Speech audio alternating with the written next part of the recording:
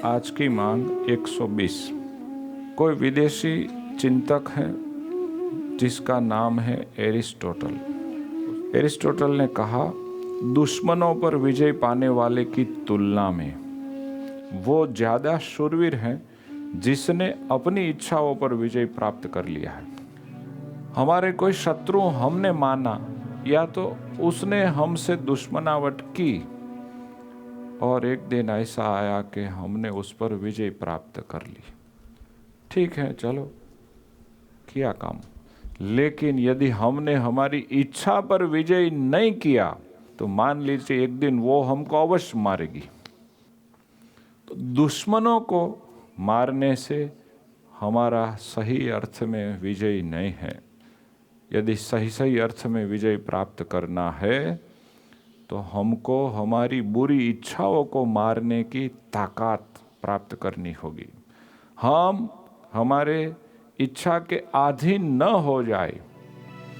इस दुनिया में जितने भी महासम्राट महाशूरवीर हुए लेकिन अपनी इच्छा के कंट्रोलर नहीं बन सके, तो एक दिन स्वयं रावण जैसा भी अपने इच्छा के अधीन होकर के मर गया।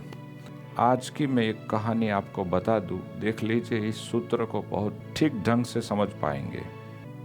देखिए क्या है, दो चिड़िया अपनी अपनी इच्छा पूर्ति के लिए कुछ तीव्र तमन्ना से सोच रही थी, लेकिन अपने अपनी इच्छा में कुछ विरोध कर रही है।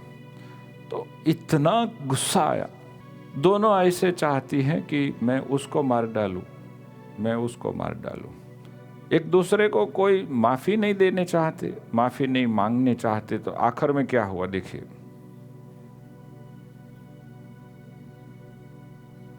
देखिए, देखते रहिए, देखते रहिए, किसका विजय हुआ, कौन हारा। इसलिए दुश्मनों पर विजय प्राप्त करने की बजाय हम हमारी बुरी इच्छाओं पर विजय प्राप्त करें, वो बहुत सर्वश्रेष्ठ अच्छा विजय है।